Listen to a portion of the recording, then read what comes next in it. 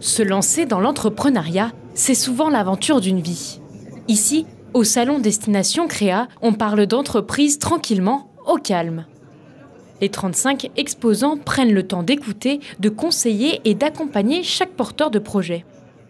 Ce jeudi, à Bar-le-Duc, la CCI Meuse-Haute-Marne co-organisait le salon avec la CMA Grand Est et la Chambre d'agriculture de la Meuse, un rendez-vous essentiel pour accompagner ceux qui rêvent de transformer une idée en véritable projet.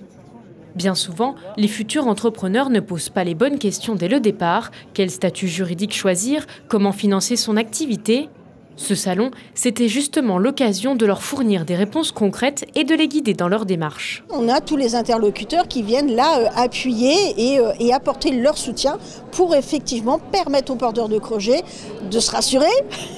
S'ils ont toujours besoin d'être rassurés, et puis aussi de les aider en disant est-ce que vous avez bien pensé à prendre ça, est-ce que vous avez bien pensé à ça, et ainsi de suite. Avec une trentaine d'exposants présents, l'événement a rassemblé les principaux acteurs capables d'aider les entrepreneurs, France Travail, Synercoop ou encore Amélie pour aborder les aspects de protection sociale. On est présent aujourd'hui parce qu'on peut renseigner les créateurs ou les repreneurs d'entreprise sur l'accompagnement au niveau justement de leur projet professionnel, à savoir la création ou la reprise.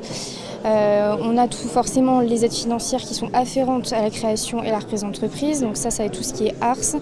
Souvent les gens viennent nous voir pour ça, mais il n'y a pas que ça. Le conseiller à l'emploi, contrairement au conseiller indemnisation, donc conseiller à l'emploi que je suis, peut tout à fait renseigner les créateurs ou les repreneurs par rapport à ces projets-là. Entreprendre seul est bien plus dur que d'entreprendre en collectif.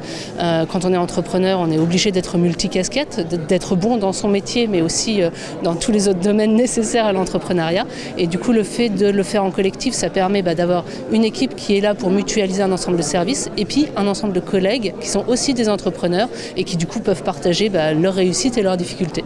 Ce salon était essentiel pour beaucoup de porteurs de projets.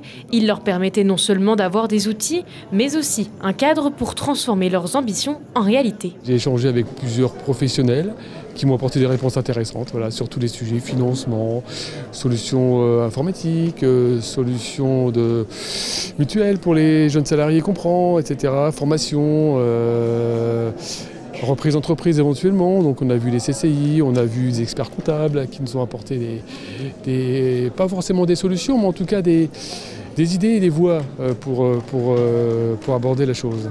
En 2024, 5281 entreprises ont été créées dans le Grand Est selon BPI France Création.